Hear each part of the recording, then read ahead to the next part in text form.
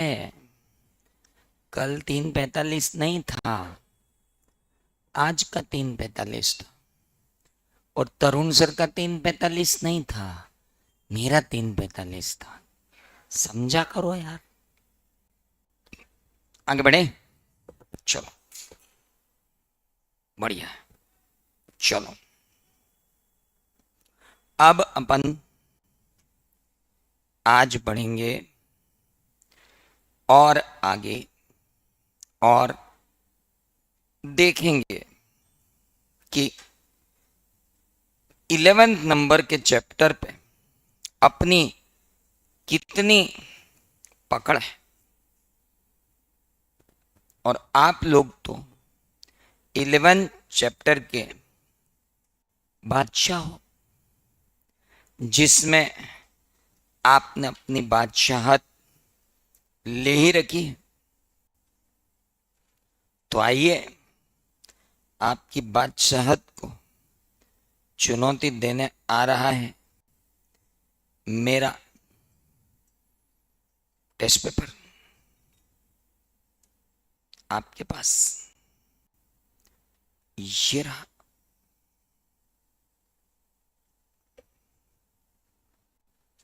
देखें कितना क्या उखाड़ लिया तुमने जमाने भर के वीडियो देख के। चलिए, मानेंगे थोड़ी। मैंने बोल रखा था मेरे अलावा अगर कोई वीडियो देखा तो मेरी गारंटी वॉइड है। कई लोगों ने कर ली है। अब आप कृपा करके कर ही लिए तो ये भी करके बता दो। आओ, प्रोफेशनल अकाउंटेंट शैल कंप्लाई करना चाहिए, ऑब्जर्व करना चाहिए, कंप्लायंट ऑब्जर्व करना चाहिए कि जस्ट टेक केयर ऑफ करना चाहिए एथिकल रिक्वायरमेंट। बताओ बताओ, खूब पढ़े हो बे, बताओ। इथिकल रिक्वायरमेंट कंप्लाई करूं कि ऑब्जर्व करूं, कि ऑब्जर्व भी करूं और कंप्लाई भी करूं? भाई साहब, ऑब्जर्व भी करना है और कंप्लाई भी करना है मालिक, दोनों काम करना है। कॉन्फिडेंस नहीं आ रहा, आएगा भी नहीं। सिर्फ मेरी कॉपी पढ़ो, कॉन्फिडेंस आएगा। आओ, professional accountant is exclusively responsible for client when is in practice।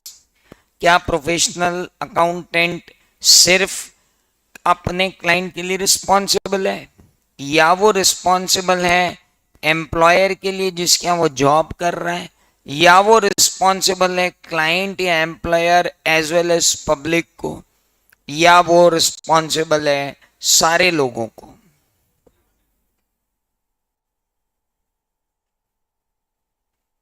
Client पे भी, एम्प्लॉयर पे भी, एज वेल एज पब्लिक पे भी। हेलो, तो सी कॉम्प्रिहेंसिव हो गया ना, डी में जाने की जरूरत क्या है? सी ही कॉम्प्रिहेंसिव हो गया, डी में जाने की जरूरत क्या है? क्लाइंट भी, एम्प्लॉयर भी, as well as public.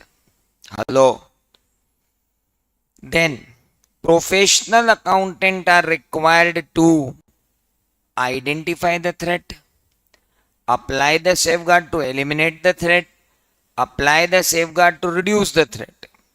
Eliminate करूं कि रिड्यूस करूं कि आइडेंटिफाई करूं कि तीनों करूं? तीनों करना है बाबू। न सिर्फ आइडेंटिफाई करना है बल्कि एलिमिनेट भी करना है और रिड्यूस भी करना है। Got it? आगे बढ़े क्या? Professional accountant is associated with financial statement which contains material misstatement। बाबू, तेरे को मालूम है कि फाइनेंशियल स्टेटमेंट मटेरियली मिसस्टेटेड है, फिर भी तू उससे एसोसिएटेड होता है, तो तूने इथिकल रिक्वायरमेंट की इंटीग्रिटी का उल्लंघन किया है। और अगर तू इथिकल रिक्वायरमेंट की इंटीग्रिटी का उल्लंघन करेगा तो ये हमेशा ही एक मिसकंडक्ट होगा। Always it is a misconduct. आगे बढ़े। प्रोफेशनल कॉम्पिटेंस अटेन करूं कि मेंटेन करूं, कि अटेन और मेंटेन दोनों करूं? अटेन भी कर और मेंटेन भी कर बाबू।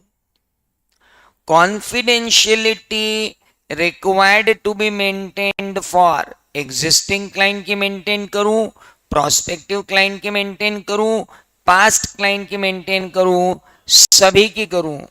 सभी की कर भाई, सभी की। काहे टेंशन लेता है? Making disparaging references or unsubstantiated comparison of the work with other chartered accountant firms।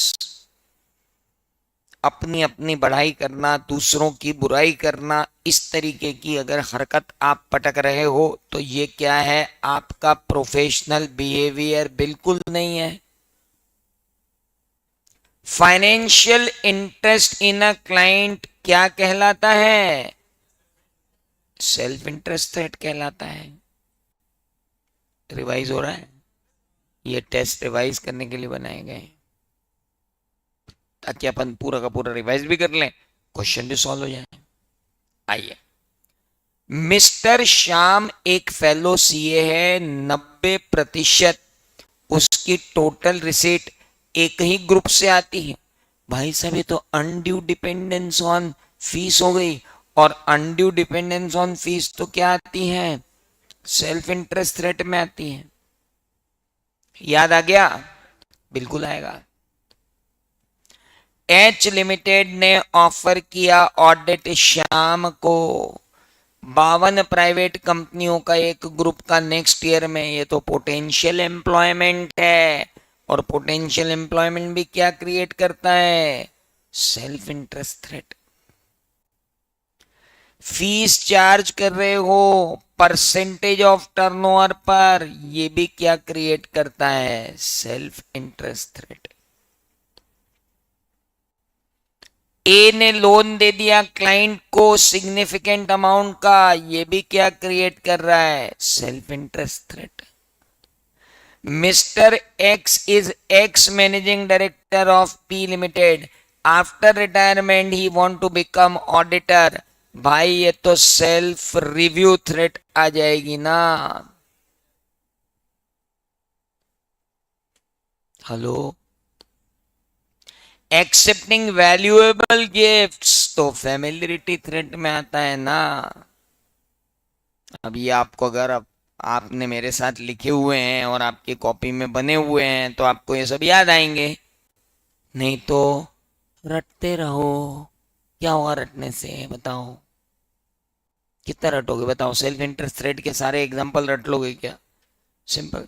Professional accountant shall not compromise with his professional judgment because of bias, conflict of interest, undue influence on that, all the above। चारों तीनों चीजों से बचना है। बायस भी नहीं होना है, conflict of interest भी नहीं होना है, undue influence भी नहीं होना है। Maintenance of professional competence requires continuing awareness and understanding of. किस चीज की कंटिन्यूइंग अवेयरनेस चाहिए भैया? खाली टेक्निकल डेवलपमेंट की, कि खाली प्रोफेशनल डेवलपमेंट की, कि business development of the client entity and economy of the country की, या all the above? All the above. सभी चीजें चाहिए। Technical standard, professional standard and business के अंदर जो डेवलपमेंट हो रहे हैं, मेरे को तो सभी का नॉलेज चाहिए, नहीं तो कैसे काम चलेगा? Okay. There is no right to disclose information relating to client when it is. There is no right to disclose information. भाई क्वालिटी रिव्यू में तो देनी पड़ती है, अपने क्लाइंट की इंफॉर्मेशन शेयर करनी पड़ती है। कहाँ? क्वालिटी रिव्यू में। करनी ही पड़ती है कहाँ, इंक्वायरी और इन्वेस्टिगेशन में, जब बाहर वाले लोग आके हमसे पूछताछ करते हैं। करनी ही रहती है कहाँ, जब लॉ हमसे पूछताछ करे। लेकिन हमारे प्रोफेशनल एडवांटेज के लिए तो हम ना करेंगे। मैं अपने फायदे के लिए अपने क्लाइंट की इंफॉर्मेशन किसी को दे सकता हूं क्या? दे ही नहीं सकता हूं, तो गड़बड़ है। क्वालिटी रिव्यू मतलब पीयर रिव्यू। पीयर रिव्यू करने आएगा, EQCR आएगा, तो क्या करोगे? Whenever confidential information is disclosed in permitted situation, permitted situation कौन सी थी? When it is professional duty, when it is legal duty. Hello, और व्हेन, ये दोनों तो प्रोफेशनल ड्यूटी और ये लीगल ड्यूटी। तो परमिटेड सिचुएशन में आपको क्या ध्यान रखना चाहिए? Interest of the third party whose information is being disclose shall not harm by disclosure. हाँ। Information which is being disclose is substantiated by the auditor. हाँ। And party to whom the communication is being made is appropriate recipient of the information। हाँ। इसलिए third party को information तो दे रहे हो, लेकिन उससे क्लाइंट का भी नुकसान नहीं होना चाहिए। उसको चेक करके देना और उसी पार्टी को देना जिसको देना है, किसी और को ना देना। Professional behaviour of accountant does not include the following. Professional behaviour जो अकाउंटेंट का है वो इंक्लूड नहीं करता फॉलोइंग: अपनी सर्विसेज के बारे में बढ़ा चढ़ा कर बोलना, अपनी कॉम्पिटेंस के बारे में बढ़ा चढ़ा कर बोलना, अपने एक्सपीरियंस के बारे में बढ़ा चढ़ा कर बोलना। अबे बढ़ा चढ़ा कर बोलना ही क्यों है? Following is not a kind of threat of professional accountant. Self interest होती है, सेल्फ रिव्यू होती है, एडवोकेसी होती है, लेकिन सेल्फ इंटिमिडेशन कैसे होती? खुद ही को धमकाएगा क्या? अरे हेलो, नहीं होती। Following is not reason for self interest threat. नीचे लिखी हुई चीज में कौन सा सेल्फ इंटरेस्ट थ्रेट नहीं है? अनड्यू डिपेंडेंस, ये तो है। Threat of litigation from client, ये नहीं है। हैविंग क्लोज बिजनेस रिलेशनशिप है। Concern about possibility of losing client है। Threat of litigation from client कौन सी थ्रेट है? Intimidation threat. अरे हेलो, याद आ गया? Following is the example of advocacy threat, acting as an advocate on behalf of assurance client। हाँ। close family नहीं, long business नहीं, none of the above नहीं, तो कौन सा है? ए। हेलो, याद भी आ रहा है? रिवीजन करने के लिए विजन करके आना जरूरी रहता है। कर लिया था? ठीक है।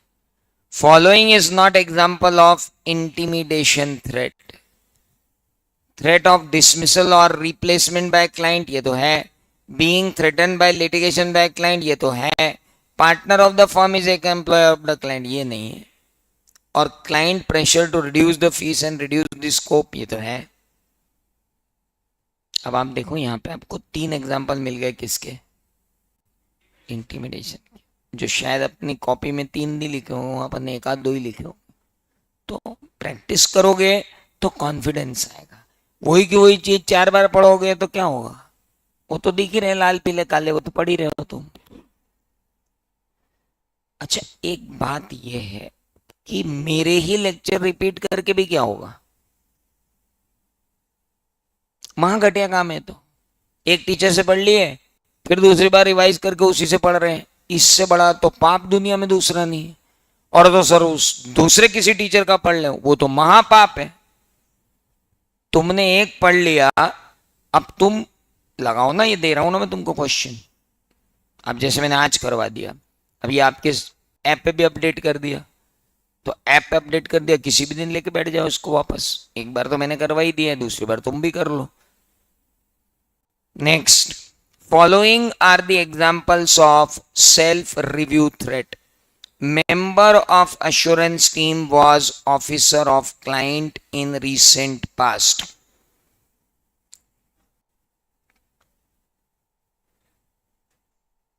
Following is not example of self-review threat.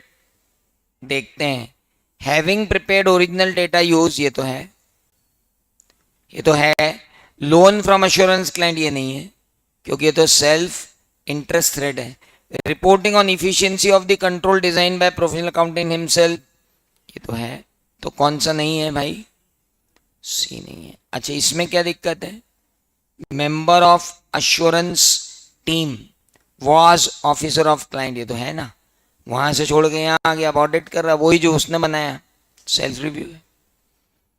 Book keeping service कौन सी थ्रेड को जन्म देती है? सेल्फ रिव्यू थ्रेड को। Safeguarding against threats are, threat को कैसे सेफ गार्ड करें? प्रोफेशन, लेजिस्लेशन, रेगुलेशन, खुद के वर्क एनवायरमेंट, या दोनों से? दोनों से। सब अच्छी अच्छी चीजें लगती हैं। Following is engagement specific safeguard against threat, threat के लिए एंगेजमेंट स्पेसिफिक सेफगार्ड। ये वाला ऑडिट, हेलो, ये वाले ऑडिट की क्वालिटी देखना है तो क्या होगा? Appropriate external reviewer by firm. External reviewer किसके लिए अपॉइंट करते हैं? सारे क्वालिटी कंट्रोल के लिए, किसी एक फाइनेंशियल स्टेटमेंट के ऑडिट के लिए, किसी एक फाइनेंशियल स्टेटमेंट के ऑडिट के लिए। तो वहां उसने क्या बोला? Specific safeguard. तो स्पेसिफिक सेफगार्ड नहीं है, ये तो जनरल सेफगार्ड है बाबू। प्रोफेशनल स्टैंडर्ड फॉलो करना जनरल सेफगार्ड है, कॉर्पोरेट गवर्नेंस फॉलो करना जनरल सेफगार्ड है, peer review ICI general safeguard है। एंगेजमेंट स्पेसिफिक सेफगार्ड कौन सा है कि जिसमें इस एंगेजमेंट की क्वालिटी जो है वो मेंटेन हो रही है, वो कौन है? इक्यूसीआर, एक्सटर्नल क्वालिटी कंट्रोल रिव्यूअर। याद आया? फॉलोइंग इज नॉट लेजिस्लेटिव और regulatory safeguard against the threat. कई बार थ्रेट को लेजिस्लेशन भी कर देता है कम और रेगुलेटरी भी कर देता है। फॉलोइंग प्रोफेशनल स्टैंडर्ड, ये तो रेगुलेटरी सेफगार्ड है। फॉलोइंग कॉर्पोरेट गवर्नेंस, ये तो लेजिस्लेटिव सेफगार्ड है। सेक्शन 144, ये तो स्टेट्यूटरी सेफगार्ड है। Rotating senior person of assurance engagement team, ये तो मेरी अपनी फर्म का सेफगार्ड है। हेलो, ये तो मेरी अपनी फर्म का सेफगार्ड है। तो which is not, so this is not. आगे बढ़े। Professional ethics means standard professional behaviour of member when act personally, when act professionally, when act professionally and personally, none of the above। अरे भाई साहब ना, मैं बताता हूं आपको। प्रोफेशनल एथिक्स जो होती है ना, they include other ethics also. ये अब मैं बता रहा हूं आपको। तुम सीए हो, तुमने अपने पड़ोसी का बेड से सिर फोड़ दिया पानी के झगड़े में, इंस्टीट्यूट तुमको बाहर निकाल देगी, बोले ऐसा आदमी नीचे चवन्नी छाप हमको। हाँ, सही सही है, जेंटलमैन चाहिए भैया, गुंडा मवाली थोड़ी चाहिए। When should the auditor agree with the management or those charged with governance on the basic premises on audit? भाई premises of audit के लिए मैं कब एग्री करूं? ड्यूरिंग द ऑडिट करूं कि आफ्टर द ऑडिट करूं कि बिफोर द ऑडिट करूं? अब agreeing the terms of audit engagement में मैं कब करूं? बिफोर करूं कि आफ्टर करूं कि ड्यूरिंग करूं? बिफोर करेंगे ना बाबू। हो गए भाई साहब? क्लियर हो गई बात?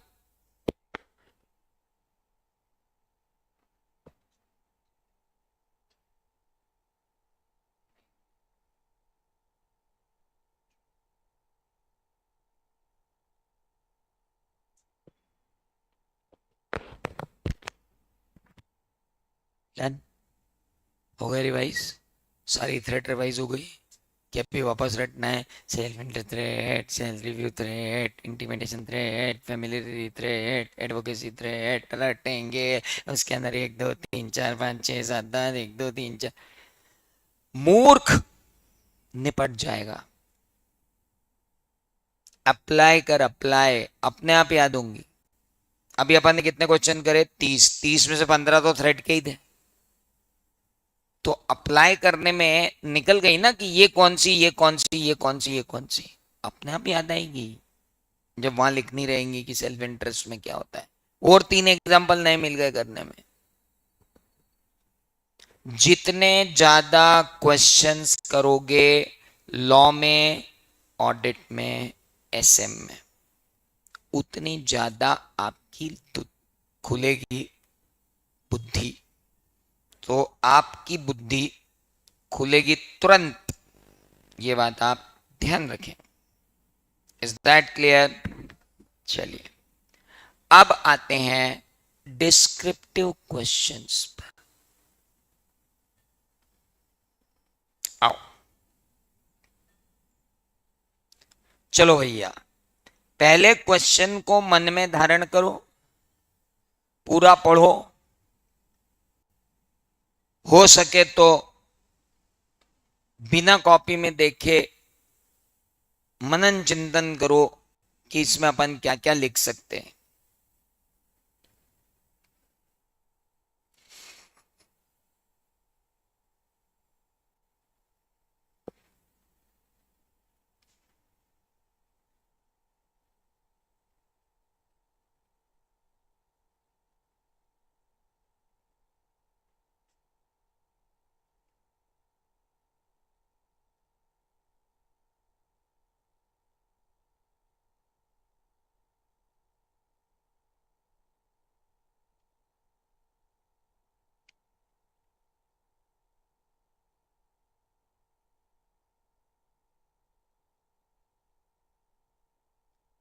भाई साहब, मैंने आप लोगों को इतनी बार बोला है, फिर भी आप मान नहीं रहे हो।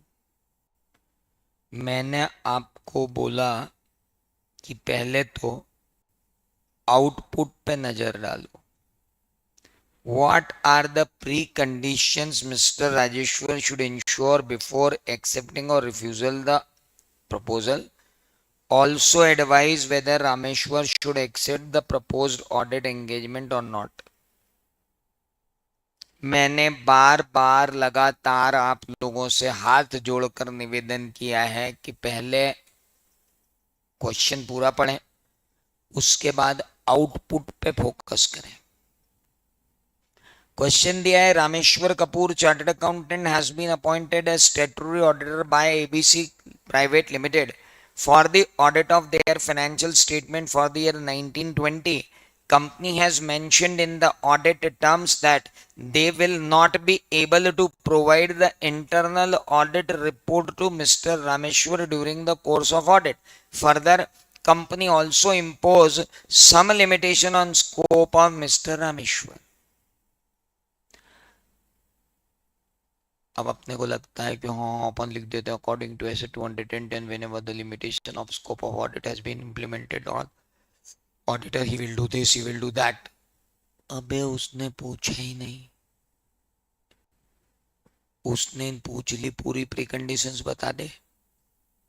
प्री कंडीशंस बताने के बाद फिर बता वो जो हम बोल रहे थे कि अगर ऑडिट एक्सेप्ट करने से पहले ही अगर स्कोप पर रिस्ट्रिक्शन डाल दिया जाता है तो ऑडिटर ऑडिट एक्सेप्ट ही नहीं करेगा, और अगर विड्रॉल करना संभव ना हो तो फिर ऑडिटर उसका इम्पैक्ट एनालिसिस करेगा कि अपनी रिपोर्ट पर उसका इम्पैक्ट क्या होगा, और फिर वो अपनी मॉडिफाइड रिपोर्ट इशू करेगा। लेकिन कब? जब आप विड्रॉ ही ना कर पाओ। विड्रॉ कर जाओ कोई गति नहीं, एक्सेप्ट ही मत करो, पहली बात तो एक्सेप्ट ही मत करो। पर अगर एक्सेप्ट करना जरूरी हो, क्योंकि अपॉइंटमेंट किसने किया है? अथॉरिटीज ने, उन्होंने कहा हमने अपॉइंटमेंट कर दिया, अब आप वापस नहीं ले सकते, तो फिर ऐसे में तो भैया मॉडिफिकेशन ओपिनियन दूंगा मैं, और क्या। इसका आंसर दे देते हैं डिटेल में, तो हम देख लेते हैं, बच्चों का भला हो जाता। दे दूंगा ना शाम को, पहले एक बार देख तो लो अच्छे से, तुम्हारी ऐप पे तुमको मिल जाएंगे। चलिए, मैंने कोई भपकी देने के लिए थोड़ी बोला था कि तुम्हारा साथ नहीं छोड़ूंगा एग्जाम तक, बिल्कुल नहीं छोड़ूंगा। तुम मेरा छोड़ जाओ वो अलग, मैं तो नहीं छोड़ रहा। चले आगे। चलो, एक्स एक चार्टर्ड अकाउंटेंट है, was engaged by PQR and Company Limited for audit their account. He sent his letter of engagement to Board of Director, which was accepted by the company.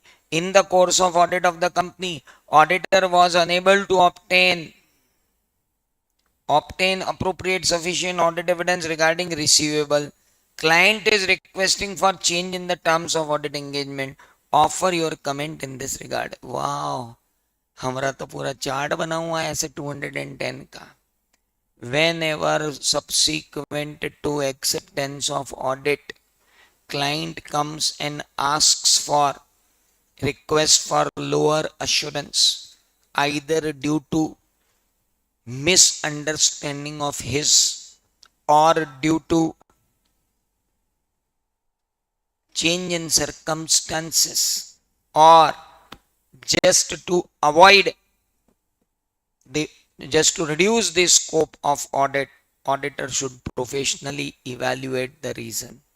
In first two cases, he can be ready for giving a lower level of assurance. But whenever there is a point that third party want to restrict the scope of audit through changing the terms of audit engagement, auditor should not accept such change. And if at all auditor is not allowed without changing the terms, auditor may resign from the firm. याद करो दुनिया वालों, hello. और ज्यादा व्यवस्थित note मैंने ऑडिट्रिक्स की website पे डाल दिए, आप वहां से भी ले सकते हो। आपको तो मैंने दिए ही थे, अभी नई वाली बैच को जो मैं नोट्स बनवा रहा हूँ वो सारे नोट्स मैंने फ्री डाउनलोड में डाल दिए ऑडिट्रिक्स की साइट पे, आप वहां से उठा सकते हो।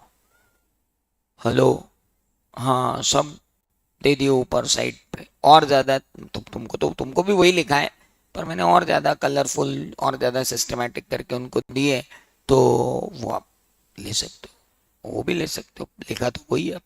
मिली कि नहीं मिली ये वाली पॉइंट आपको? सेकंड वाला 610 का रेफरेंस देना है कि नहीं? बिल्कुल मत देना। काय को देना 610 का रेफरेंस पहले वाले में? उसने पूछा ही नहीं तुमसे 610 काय 610 कर रहे हो। तुमको सिर्फ इंटरनल ऑडिटर दिख गया तो तुम 610 चिल्लाओगे, ऐसा थोड़ी होता बाबू। आओ, Director of Z Limited are requesting Mr. X, practicing chartered accountant, to accept the audit on the terms that he should not report on fixed asset in his report, as no register has been maintained, and also should not report on late depositing or non-depositing the statutory dues like PF and ESIs. हमारी कारों की statutory reporting के ऊपर तो restriction लगाएगा। This is clear cut restricting the scope of audit. Any such request should not be entertained by the auditor, and if management at all does not allow to do that, auditor may withdraw from this engagement. And if withdrawal is not possible, auditor should modify his report according to asset 210. फिर से वही बात हो गई। Hello,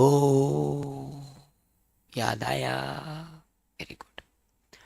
Director of Z Limited are requested Mr. X, practicing chartered accountant, to accept the audit on terms that he should not report on। Fix हो गया ना, तो तीसरा भी हो गया, दूसरा भी हो गया और पहला भी हो गया। वाओ, गजब। चौथा question, CAM engagement partner of the firm XYZ Y2Z LLP, and he is auditing the financial statement of listed entity ABC Limited Audit firm has determined that engagement quality control review is required for this assignment. Discuss the responsibility of CAM as an engagement partner for engagement quality control review as per acid 220. जल्दी जाओ अपनी copy में acid 220 पर और वहां जाकर EQCR के बारे में पढ़ो. क्या तुम्हें इस क्वेश्चन से रिलेटेड कुछ मिलता है?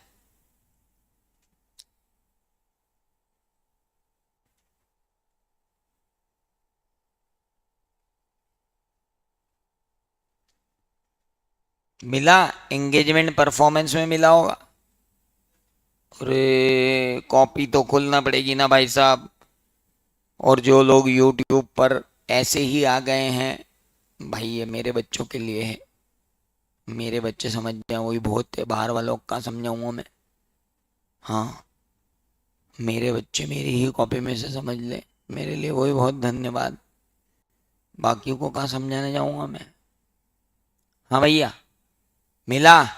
क्या लिखना है उसमें? एंगेजमेंट क्वालिटी कंट्रोल में बता तो दो.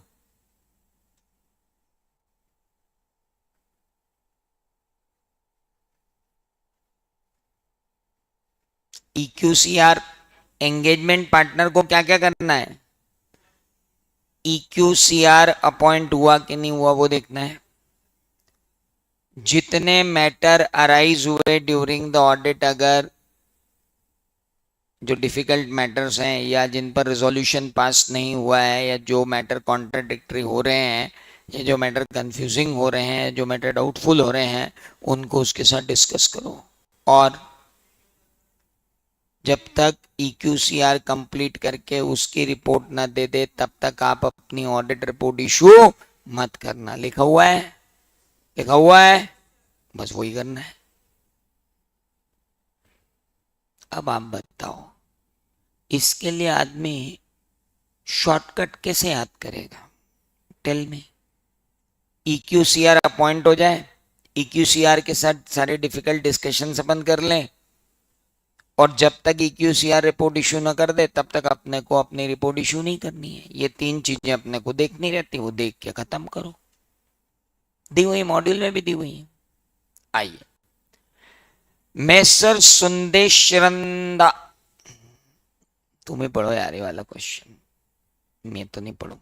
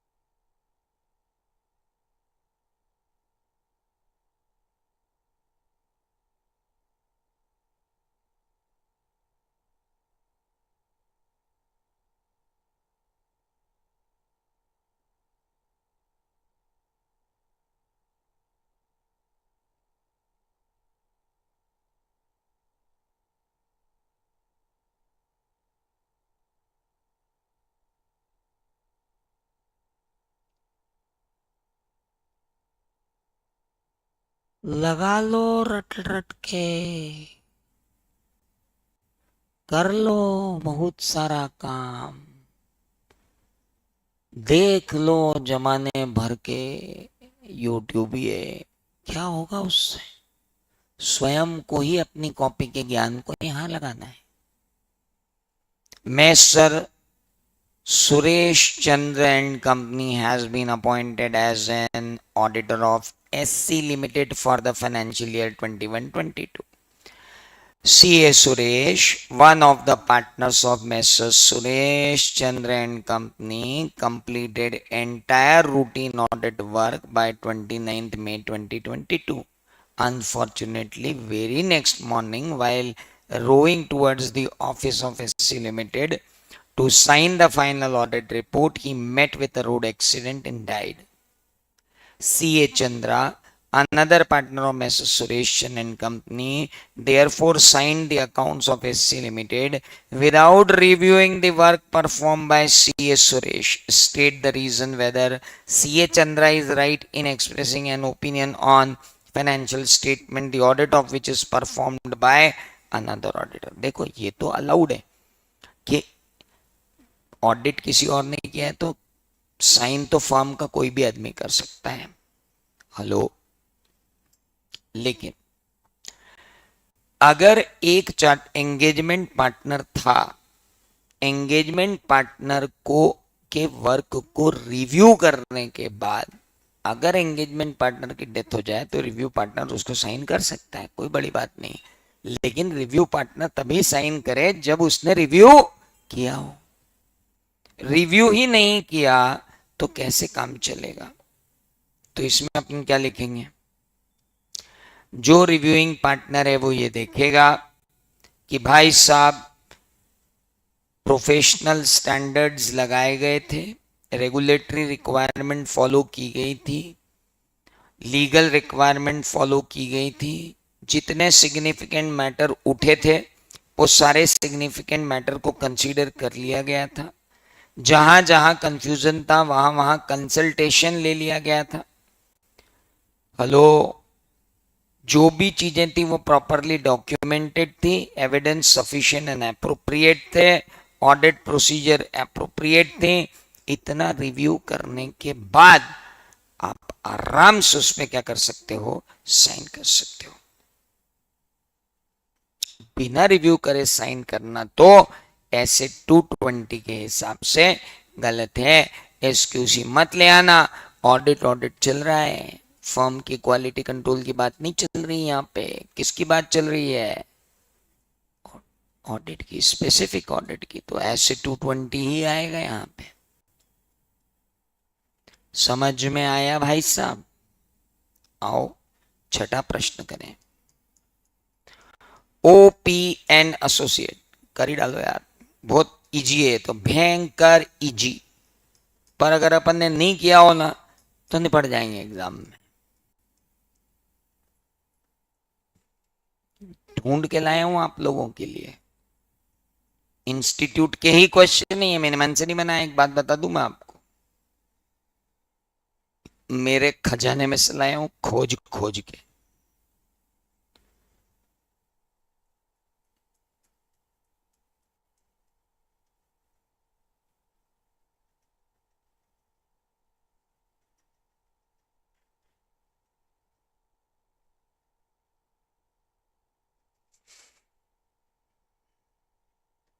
का हुआ?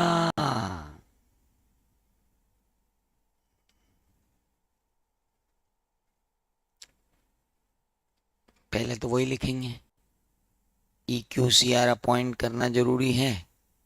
उसके बाद वो 4 काम करते हैं.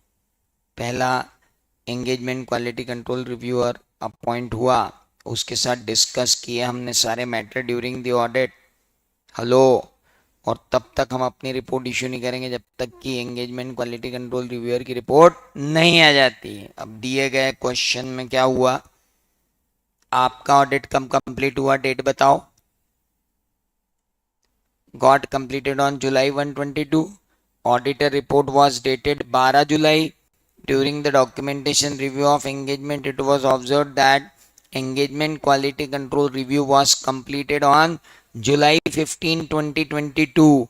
Engagement partner had completed his reviews in entirety by July 10. Wow! Engagement partner ने अपना रिव्यू कब कंप्लीट किया? 10 जुलाई 2022 को. हेलो, और ऑडिटर्स रिपोर्ट डेट कब की गई? जुलाई 12 को. It was observed that engagement quality control review was completed by जुलाई. भाई साहब, जब एंगेजमेंट क्वालिटी कंट्रोल खत्म कब हुआ? जुलाई 15 को. तो engagement partner had completed his reviews by July. Engagement partner ने खुद ने रिव्यू कब किया? 10 को. फिर किसको दी? EQCR को. उसने कब कंप्लीट करके दिया? जुलाई 15. और अपन ने ऑडिटर की रिपोर्ट कब साइन कर दी? तो भाई साहब इस डेट से पहले आप कैसे साइन कर सकते थे? आप तो ये बताओ कॉपी में है कि नहीं है, बस मेरे को उससे कोई मतलब नहीं। कहीं ऐसा तो नहीं कि मैंने थोड़ा कम वम पढ़ा दिया हो गया? डन। तो 30 क्वेश्चन अपन ने करे एमसीक्यू, जिसमें अपनी सारी थ्रेड्स रिवाइज हो गई। ये हो गया। एक चीज बच गई बाबू, क्वेश्चन नहीं आ पाया उसका, प्रोफेशनल स्केप्टिसिज्म। बताओ साला क्या होता है? Professional skepticism is an attitude of auditor being questioning mind and alert towards any circumstances which may suggest existence of potential misstatement and to evaluate critical evaluation of audit evidence. Example क्या थे? Contradictory evidence होगा तो हम पकड़ लेंगे, reliability of documentation अगर नहीं हुआ तो हम पकड़ लेंगे, circumstances which are suggesting fraud वो हम पकड़ लेंगे, और कभी कभी हमको अपने स्टैंडर्ड ऑन ऑडिटिंग से बियॉन्ड जाकर ऑडिट प्रोसीजर लगानी होती है, वो भी हम कर लेंगे। और साथ में हमको 3 चीजों से छुटकारा मिल जाता है, हमारी ऑडिट रिस्क 3 चीजों से कम हो जाती है। पहला, over looking, risk of over looking खत्म हो जाती है, रिस्क ऑफ ओवर जनरलाइजेशन खत्म हो जाता है, और risk of in appropriate assumption भी खत्म हो जाता है। ऐसा करके हमारा पूरा प्रोफेशनल स्केप्टिसिज्म खत्म हो जाता है। सर आपने हमको ये तो बताया ही नहीं कि क्वालिटी कंट्रोल के कितने पिलर होते हैं। अरे भाई साहब, क्वालिटी कंट्रोल के पिलर थे 6। पहला था लीडरशिप रिस्पॉन्सिबिलिटी, दूसरा था, अब हील में कर लोगे तो पहले ह्यूमन रिसोर्स आ जाएगा, फिर कहाँ भगते फिरोगे कि ये कहाँ था। पगले आदमी जिस लॉजिक से पढ़ाया उस लॉजिक से पढ़ ले, हिलमी क्या कर रहा है? अरे तो याद भी आ गया तो चल बता दे, खोल दे अभी हिलमी को। अब हिलमी खोल दिया, एच, एच मतलब दूसरा, ई मतलब एंगेजमेंट परफॉर्मेंस, ए मतलब acceptance and continuance of audit engagement, L मतलब लीडरशिप रिस्पॉन्सिबिलिटी, एम मतलब मॉनिटरिंग, ई मतलब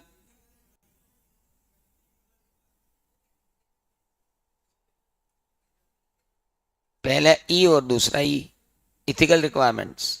हेलो, तो अपन तो यूं ही कर लो ना कि सबसे पहले लगती इथिकल रिक्वायरमेंट्स हैं। इथिकल रिक्वायरमेंट्स किस पे लगती है?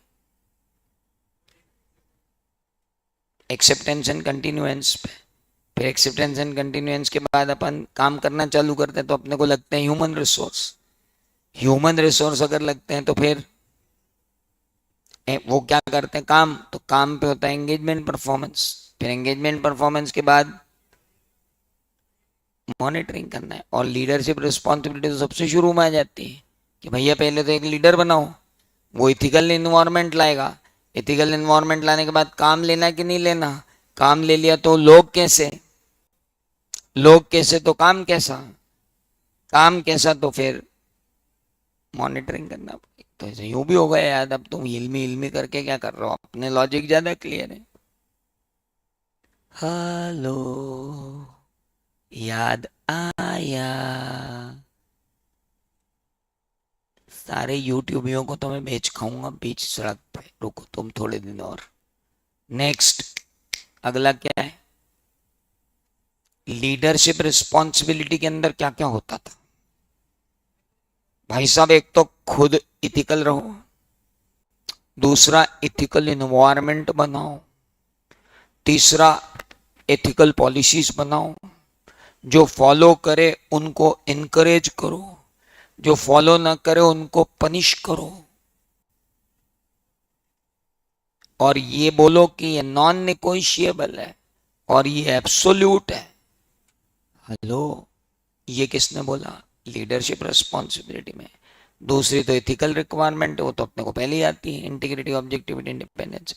तीसरा कंटिन्यूएंस एंड एक्सेप्टेंस। क्या क्या होता है उसके अंदर?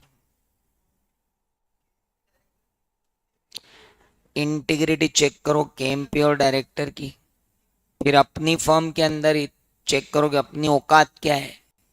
फिर याद करो, याद करो, इथिकल रिक्वायरमेंट से हम कंप्लाई कर पा रहे हैं तो हम ऑडिट लें, नहीं तो नहीं लें। और चौथा, कोई थ्रेट वेट हो तो वो एड्रेस हो जाएगी, रिड्यूस हो जाएगी, मेंटेन हो जाएगी कि नहीं, वो देख लें। लिख दो ना एक एक्स्ट्रा, और क्या है वहां जा रहा तुम्हारा। हाँ, तो फिर ऐसी कंजूसी मत किया करो। उसके बाद ह्यूमन रिसोर्स, 3 C चाहिए था उसमें। कमिटेड लोग चाहिए, केपेबल चाहिए और कॉम्पिटेंट लोग चाहिए।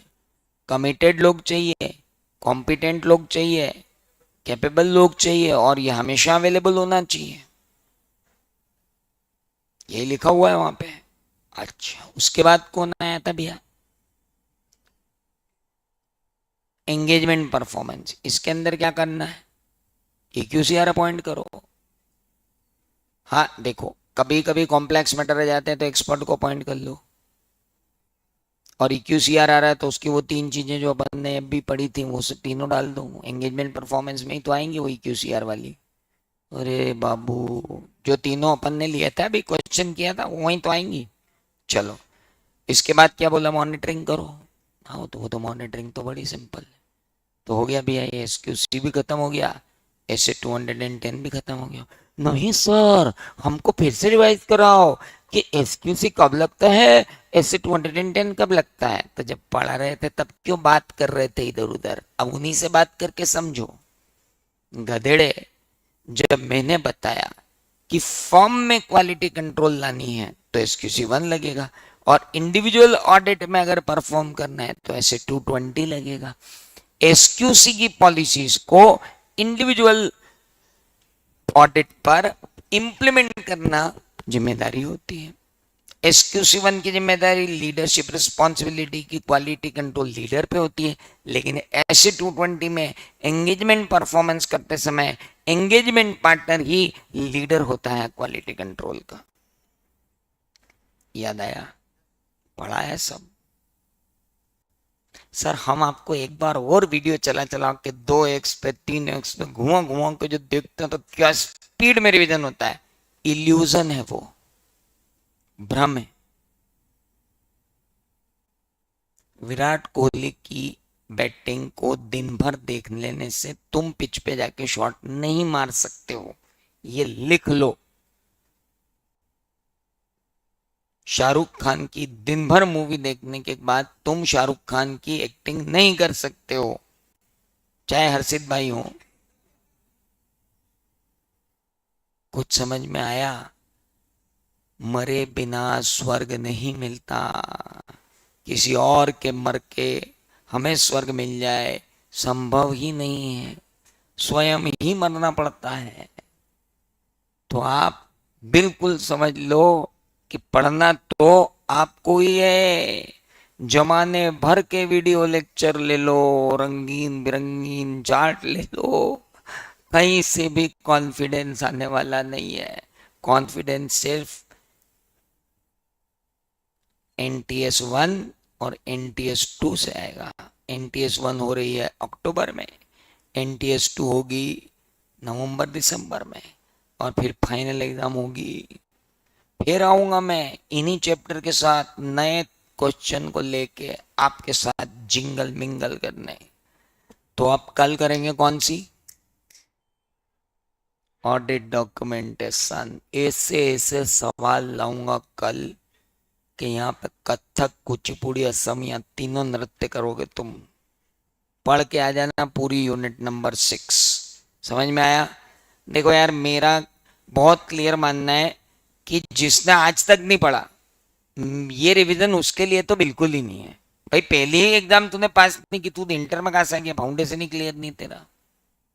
ये कोई रिवीजन मतलब क्या पहली बार देखने के लिए थोड़ी हो रहा है, कि हम हमारे पास होने के लिए कर रहे हैं। जिन्होंने पढ़ाई की है वो रिवीजन कर रहे हैं, जिन्होंने पहली बार पढ़ाई नहीं की पहले वो विजन करें फिर रिवीजन करें। Choice is yours. चल,